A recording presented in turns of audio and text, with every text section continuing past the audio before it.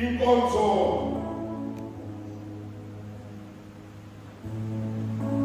bengithi ngizamfasa ngayo le ntamba ilandayo ngoba le nkonzo yanamhlanje engibizelwe yona eyokuqhakha amafilo nesibongo. Untie the knots, cut the losses. Ngicela ukucabanga ngithi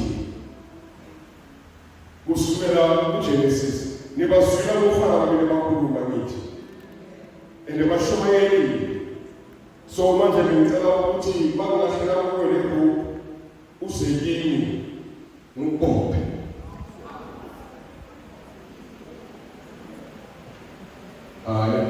How to make demonstrate. So let up brother.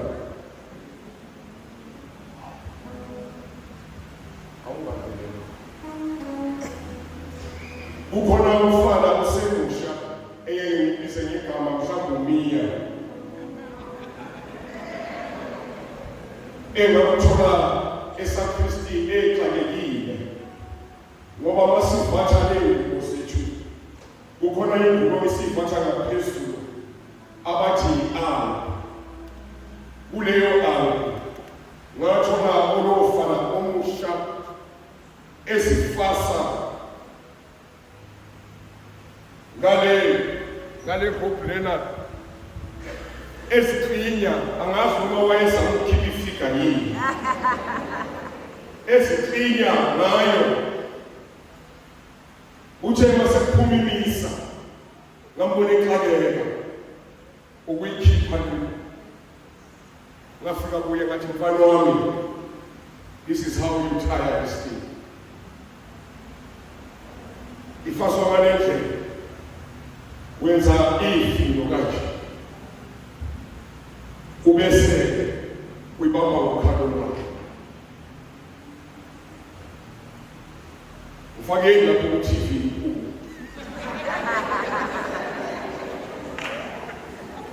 bese uyisa ngapha emasayitini bese ufaka kuzo lezi ingubo lezi mawuyikhakha kuba lula ukuyikhipha le ndawo. Yabonga. Now from Genesis ngicela ukuthi namhlanje si-untie ama-knots starting with the Father. Sicela ngoNkulunkulu ngixolele bantu benkosi sengahamba nje sengisebenze eGoli isizulu sami sisaba ngama-crashes mara ngizoku-understand angithi ngizongifustara angithi but sesekuseni manje sekumele sengidaleti yabona ngoba phela manje awusaseli wamuntu wayezona so ukuba namhlanje something new has transpired in you. Now when we talk about the Father, go to Matthew 6 verse 9. Ufuna wasekhona awuthanda ukuthi mawukhuluma ngamavesi ngibuye ngokuthi ngenze ukuthi ngikuphe challenge lokuthi wena hamba uzifundele ulizwe ukuthi Matthew verse khuluma ngokuthi wabafundisa umkhuleko wokuthi alothi bathandaza thini niphephile nina niyakholwa abazinsafuna nina uthi anothi baba wethu osezulwini. When you call baba wethu osezulwini, you are calling with all your vulnerabilities. Uzama ukuphela kwakho ukubheka ubaba wakho osezulwini. Ubhuti wami ongilandelayo mfowethu unomntwana omncane. I think that boy is 6. Uya kubaba wakhe ngibavakashele nangu umfana uza ngalamateki amasha bathi Air Force niyayazi Nike manje lamateki phela sikhathi ugqoka icanvas niyayazi icanvas i-All Star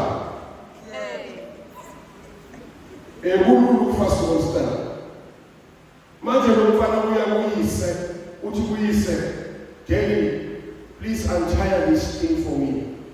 Ubaba kuyambheka akayazi namasneakers lapha uthi hamba ubaba omkhulu. Makafika ngidala nje umfowethu. Makafika lo mntwana Akathi daddy, uthi father, please untie these sneakers for me. Hey, ngitshela ukuthi ngawakhakha, angawazi kanjani, kodwa wakhakha. Uthe mase wakhakile, waya kubaba wakhe, wathi daddy, father has beat you. When we are presented with different kinds of laws, amafindo, mawungayisi umuntu ozothi kuwena angazi kwenzakalani, yisakuyihlo osesizwini. Yisa kuNkulunkulu ongumdali wezulu nomhlaba. UGenesis chapter 1 uchaza ukuthi lapho umoya kaNkulunkulu wovusela khona uhamba phezu kwamanzi, there was a chaos. I don't suppose that some of us here, our world is chaotic. Umhlaba lo kuwo wena unemvumo. And lezo ivumo lezo kwesinye isikhathi ziyacindezela ukuthi uphume lapho esimweni oyiso bese uvela enye into abantu abazokubiza ngayo ngoba lawo ma-laws ongawakhakhi yinto ejabulisa abantu. Umama wayehlale esho wathi ngisho ngakhuluma ngevini lami igama lami. Umama wayehlale esho wathi mncedisi igama lami. Ngeli likafitha ngalithaya ufana khaya. Nganje sogogo wami kwebhabhathiso. Bathi igama lengane ufana khaya was from Ireland. Wathi ugogo wami umncedisi ngwenya. Wathi ufana khaya no. Is victory. Ngaba ufutha kanjalo. Ngibizwa uNkulunkulu. Kodwa kwakusho ukuthi cha igama umuntu lamlandela. Ngoba uma unethemba, uma umazi okufela eKalvari, ushintsha izinto, uguqula wonke lawo mnothi, wonke lawo mafindo nebopho akwenza ukuthi kube glorious. Ngatshintsha igama lami ngathi from today I'm not Victor. Victor is a conqueror. That my name is victorious because I conquer every day. Amen. Now change your name using the notes Osama Uskula. But remember, you know what is the motto of Standard Bank? Moving forward. And why what is moving forward? It means you need to cut the losses. Why do you store those things in your heart? Because they don't bring any prosperity. They don't bring any wealth to you. Listen, goodness and evil will always be intertwined, but they will never meet. They will never meet.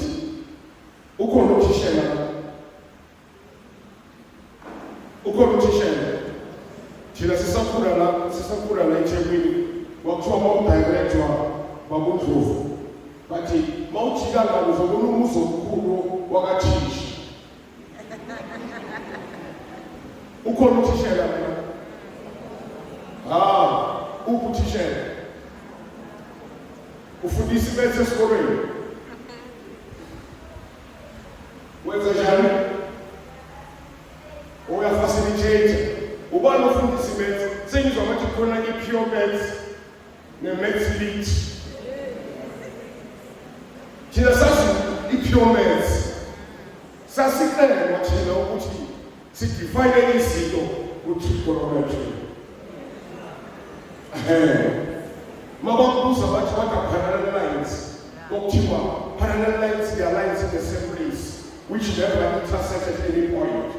No matter how far or extended or produce in other direction, they always keep the same perpendicular distance apart.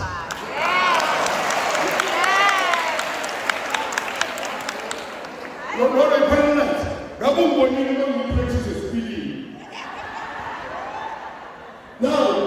when you talk about the parallel lines, you are talking.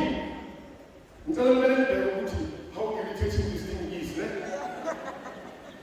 This is what the Lord you are keeping in you irritates you every day. lelo fimbo obeluhamba nawo ligilitheka njengalento engibambile manje. But mangibheke nje ushumayela ngizobe sengiyikhiphile.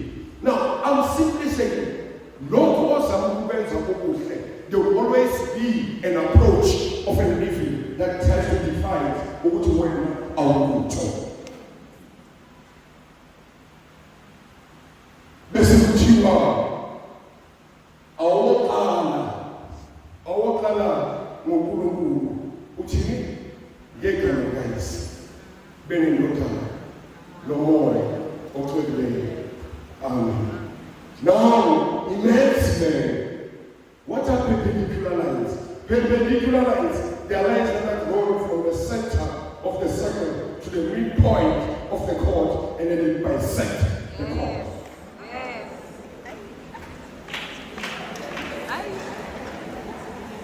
Askisi, graças a Deus, and you know we can.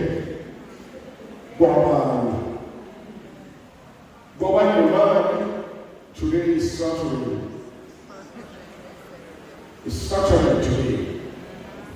Abandon not your financial breakthrough. Today.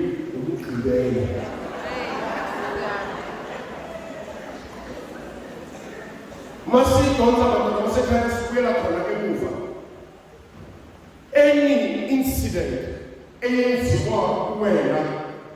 I define wena ngoba uNkulunkulu okwenzeke wena you are the potential with the purpose of actualizing what God is storing for you. Le uNkulunkulu abhekelele akekho umuntu ongenthatha. Uyabona bayikula bathini wendile imimoya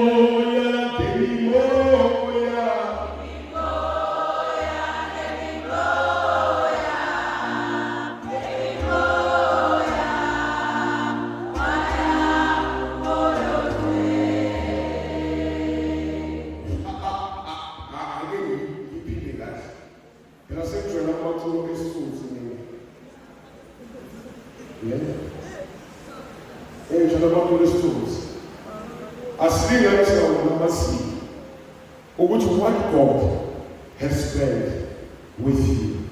I said He planned it with the purpose and the potential that you can actualize in yourself by untying the knot. Learn to let go. Njela abayakufana phayana bengilaphayana eDurban Edward, OCC, Sema-Aneni, uconvention yama-ana. Ngoba phela yimi ngiphethe ama-ana national yazi. No, kumele ukhule idoli yakho. Uyikhule idoli yakho, hayi phela ngomlomo nangezenzo. Manje laba bafana abanye bayangibuza ukuthi njengoba wena ngeke ungunational ulalapha. Ngoba kumele ngigomele kanjena. Yana abantwana abasha. Ibaba wami bengile mothela.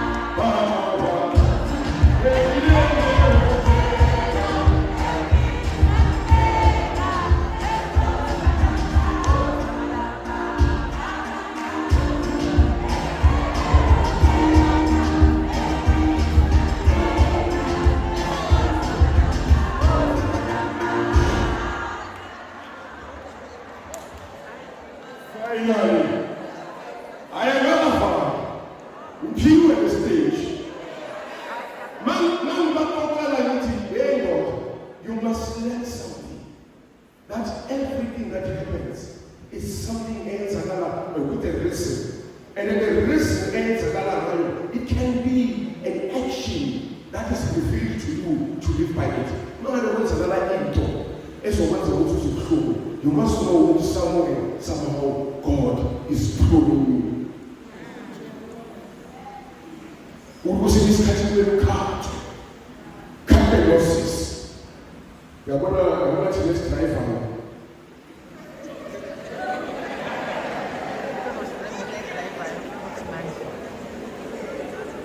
Agora lá beli na papel. Ali que não beli. Alguém que tirou isso.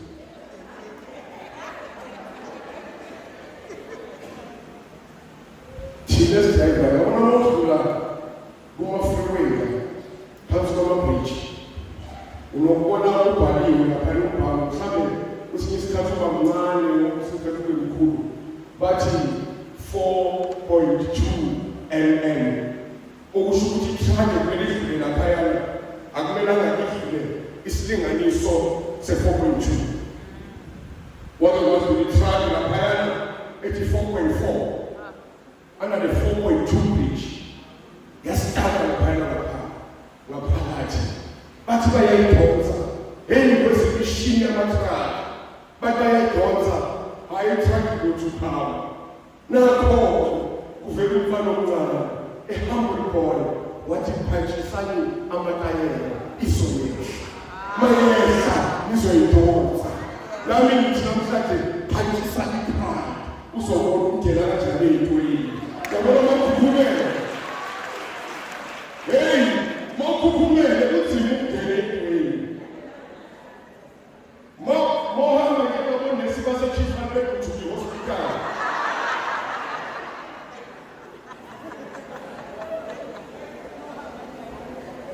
Thina sazamane sagqoka ama-tops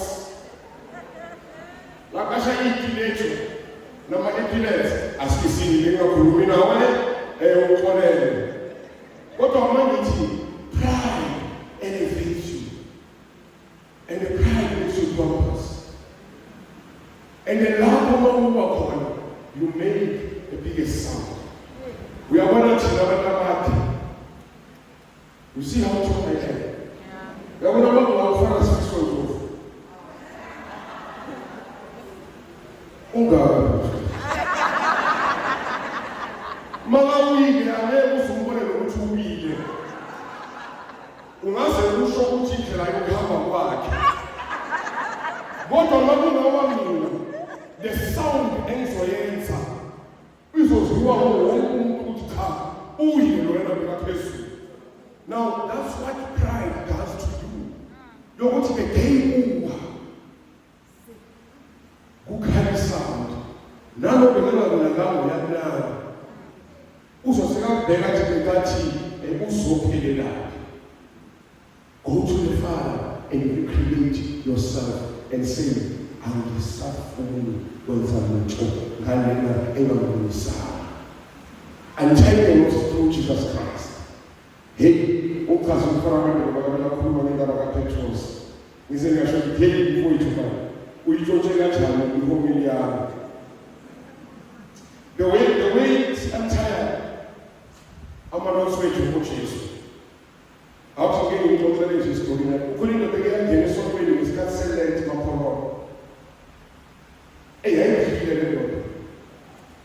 Awuthi ngishaye ngesikhathi. Ayibemfembu bethanyeni mfembu. Makangena ungena kulo isithathu ntambama. Manje kwenziwa ama-stations of the cross. Indlela yokweneso. Hayi bakranyelo mama laphayana. uJesu phambi kaPilato. Siyakholelwa kulo Kristu sakho. Ngoba wona Kristu kakhulu. Wafundisa isimo.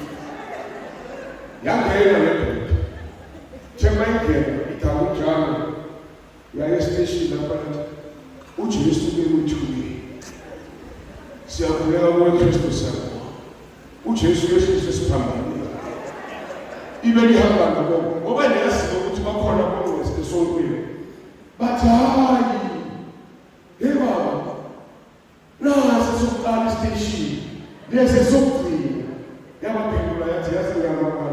wayujisabela kangcono.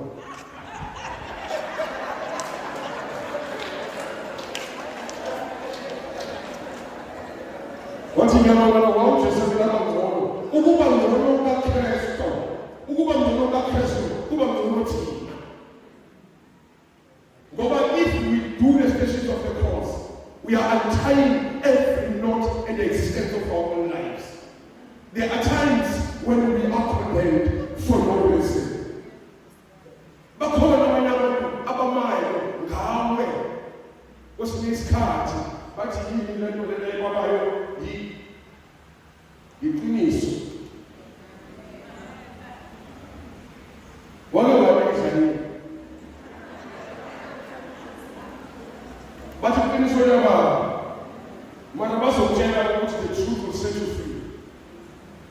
uJesu kwambi kaPilato laphayana wambuza nababona abafundi ngoku wazama ukukhuluma isitshele ukuthi ngesilathini wathini uPilato makakhuluma ngeCaritas ngoJesu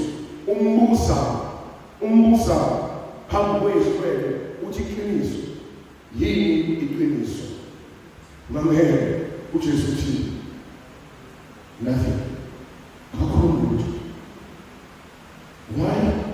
Because iqiniso lalimi phambi kaPilato. Live your life in a truthful manner. More people iqiniso. You don't have to sustain any lies. Among of sustenance. And the amount of lies. Abafuni ukuthi mina ngikhuluma iqiniso nje. Mona mama ulala. Ngoba kumele ucabanga ukuthi konje ngikutheni izono. And hele yamanothi esenza ukuthi impilo ibe difficult. Because mona mama ujakudotsha abaphisi. Ujakudotsha abantu. Makavela lapha kweqiniso wena wenza njani? Mina ngihlale ngithi yabona umuntu oza kuwe azohleka ngomunye kuwe lo muntu loyo unespeed ngoba bakaphuma lapho kuwe uyohleba ngawe kulo bekahleba ngawe ngaye hayi njalo reciprocity umuntu makakhuluma nzima nawe bese uyafakaza yebo vele unjalo phumiyana sekangena komuntu uthi uzwile uke wabona lonke isonto lasidaba yakho ukuthi ungayithi fu lonke isonto abeka abantu abashaka njengoba masisonke hayi sokuthi kashaye sontweni inotho yokuqala otholayo yasesonke bazokuhleka uzobathi mama uzwile basibona ukuthi ungayithi nalo ungayithi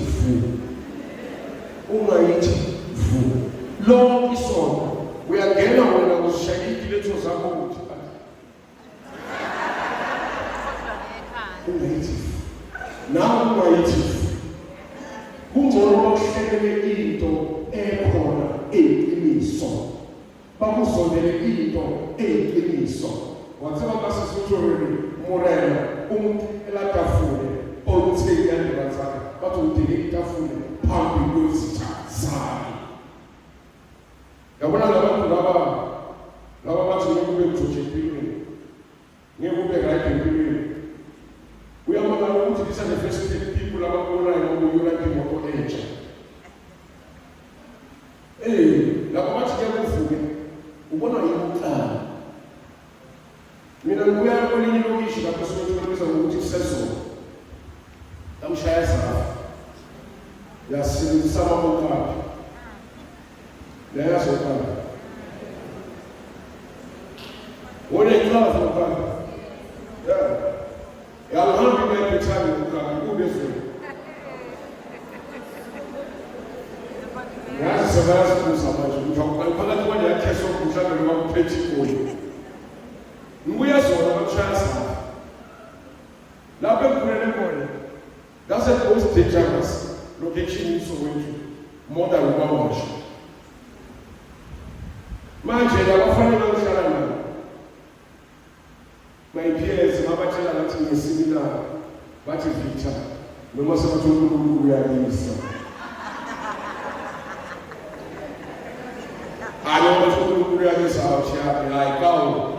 Kawo forget kwa. uNkulunkulu angiyabisa wena.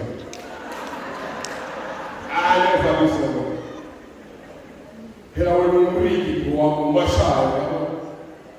Bathi uNkulunkulu lapho athanda khona abanye abantu abathanda. Lapho uNkulunkulu abona khona ubuhle abanye abantu babuhle. Lapho uNkulunkulu acaphuna khona elapho abanye abantu balahle khona. Yaplaza phambili ulwazi ushilo ufaka ngene sisathola. Wathi thina eJohannesburg sasenze ulwazi lasithoka nithi. Yinye kuphela nje esishoda la eJohannesburg. Ulwazi. Mara sizathola inselo. Ngoba phela nokuthi sithola kanjani lokho.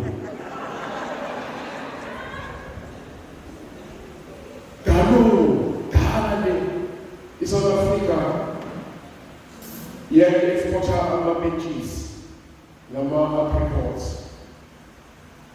ayise-England. So behamba ngomkhumbi ne mhlawumbe wawusuka khona eThekwini. Mara manje it's about 2 weeks ukuya eNgilandi ngomkhumbi. 2 weeks. Uma wafika lapha ehamba eNgilandi so ubolile. Laba bamachela eNgilandi bathi we select back to South Africa. Ukhona lemisakwazi saphayana sabona konke lokusebuyisela bathi ngizela lempheni wona uzokwenza lapho ngipheni bona lokho. Wathatha isakwazi wafaka emabhodleleni wafaka imesi zakhe wahlukuza wafaka imini wathi Mrs. Paul's Chapel.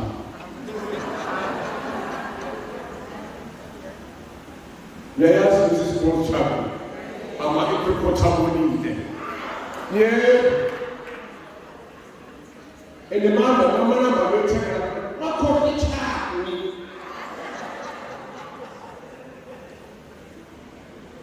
Yile ngukutshela yona msekhaya ukuthi you are not a bad person until God says so. Because God doesn't look at the badness of you. He looks how you are going to repent. And once you repent, that's when God jubilates and God becomes glorious. And He magnifies Himself on you because you have repented. You have a changed heart. You have a changed soul. Breaking and unchanging us through Mary.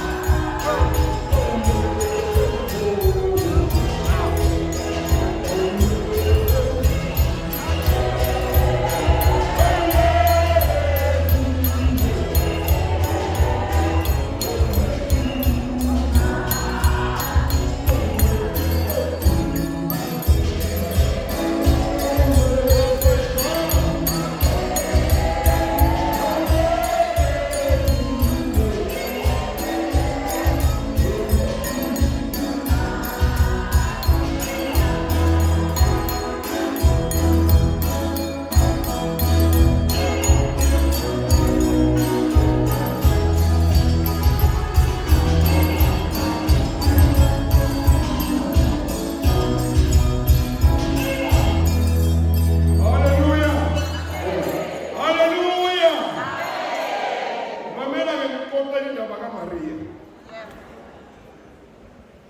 Ngoba phela manje uMaria ngeke ngafunda naye.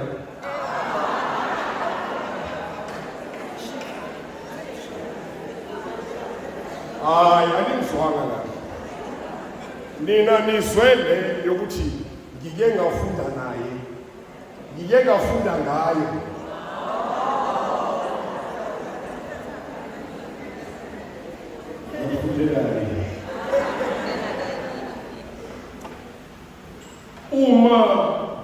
Uma uNkulunkulu ebingelela uMaria esimeni sengilosi, ingelosi yokuqala eyishoyo ithi, yethi Maria ugcwele ini? Ngizwe ufana la ebechaza ngendaba yokuthi uBartholomew is a Greek word. Was it a Greek? Did he say that? I'm watching Kazakhstan. A Hebrew word for grace is Hannah. Ubani umama kaMaria? Yes, this is it means God's grace. God's grace. Manje umama kaMaria ebizwa ngokuthi God's grace. Ingelosi iqala ibingelela ngoMaria.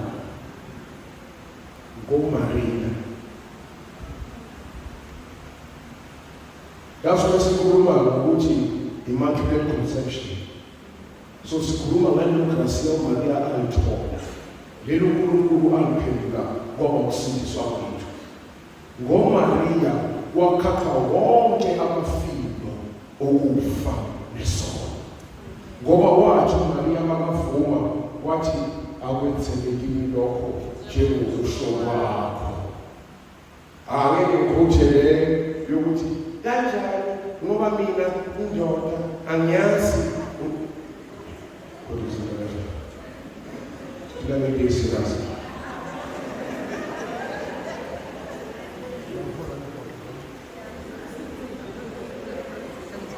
manje nawe uMaria ekuzweni kwakhe ukuthi uzoba umama womsindisi.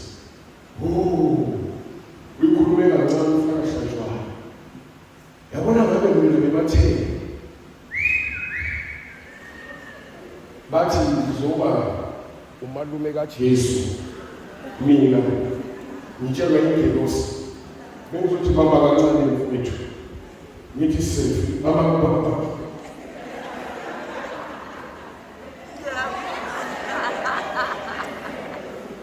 post ngithi situation like that.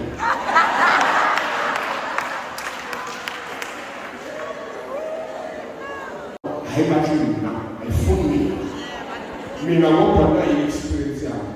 No, Mary did not proclaim to the whole world, but she said, my soul glorifies the Lord. My spirit rejoices in God, my Savior. Manje ithi uxoxele ukuthi uMaria ungena kanjani kulamafiko nesibopho esisiphethe. Bakhona amanesi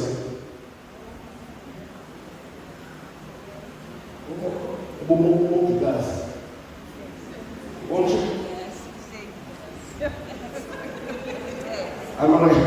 ngeke apologize kithi. Bakhona abahlengikazi asukisisana ngeke akithi ngosokhuluma.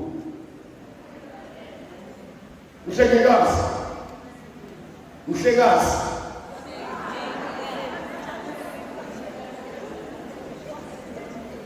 okay, uyabona ingelosi ikoxola uMaria ethi uElizabeth your cousin inyanga yesithupha ukhulelwe lo owayebizwa ngokuthiwa inyumba uzoba nomntwana. uMaria bathi wagijima wayakuphi ku-Elizabeth. Now wawufika laphayana ubani uke waya eJerusalem.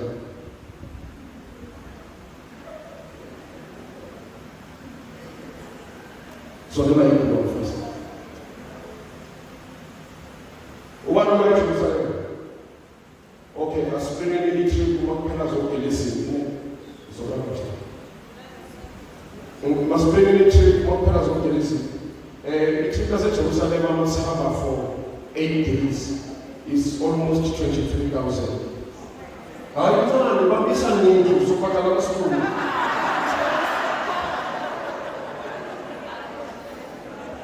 Just for confirmation, Mawuya lapha Elizabeth, when we visited Elizabeth, it's a steep hill. And to some people, they struggled to reach the top of that chapel. Lapho Maria Elizabeth. Now, again, Mawungena on your right, kune-stage ezi-2 esikaba Elizabeth noMaria abafazi abayi-2 babhekane kanje bakhulelwe. Thank you, man. Izizwe ithile hamba mfethu ibambile njalo kuloma ukutshela ukuthi why.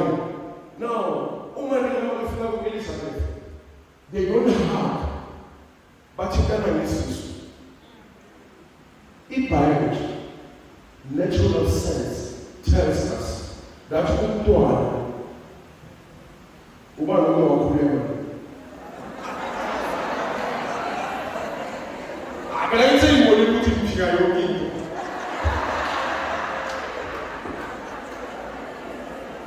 Sikumele ngiverify uma ukhulelwe kukhona lapho isikhathi the child develops a heartbeat. Angazi ukuthi kusuke bayibiza ngokuthi i-trimester kangaki or the third trimester.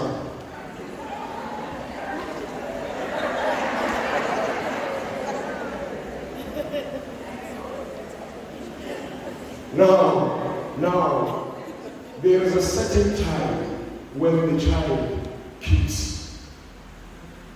Ukubonakalisa ukuthi umntwana uyaphila. Emnantini sokwaba nalezinto lezi zokuthi amaskele. I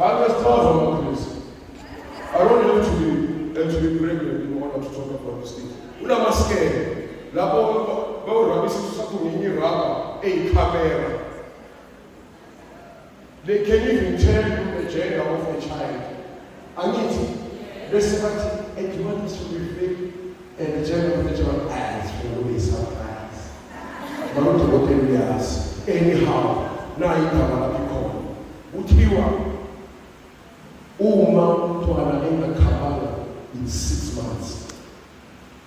In 6 months, the possibility of you having a miscarriage will be in the beginning of the 7th month. Yes, was also a miscarriage. Because our kind of one, but it increases your image of the fragile. And then, my increase your image fragile. Say, if you put a parent in the placenta, one is to the 7th month, and it also gives a which is a premature. So, Elizabeth, 6 months. Why the child? She was old.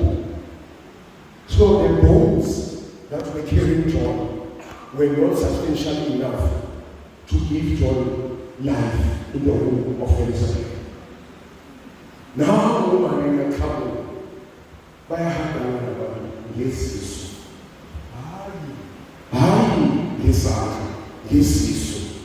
and the mama there is Susano, the children, Zulu Apollo, the children is Susano. The Winston statues, sitting there is Sisu, Sila Elizabeth, Efusa, Uchon, Pagatu.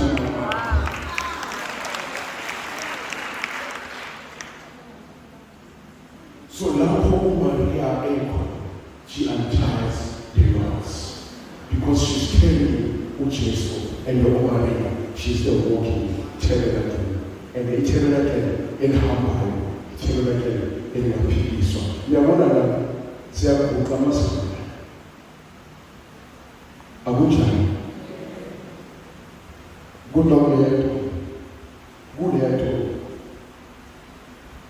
uma lo kwathi isiphethu sakhe ukuguqa isiphethu sakhe izoxoxela ukuthi why ukukhona ukuguqa isiphethu sakhe, because uMaria in her womb she provided water and blood to God and for God. uNkulunkulu waba umuntu esiswini sikaMaria, wayithanda ingane, wayikhulisa ingane. Uma eJerusalem ukhona indawo bathi i-milk grotto. I-milk grotto yilapho uMaria aqala ukuncedisa khona uJesu. Mara before amncedise, uyazi mina la kanye abantu benkosi ukuthi uma umntwana uphumile, uma ubuya kube lukhalo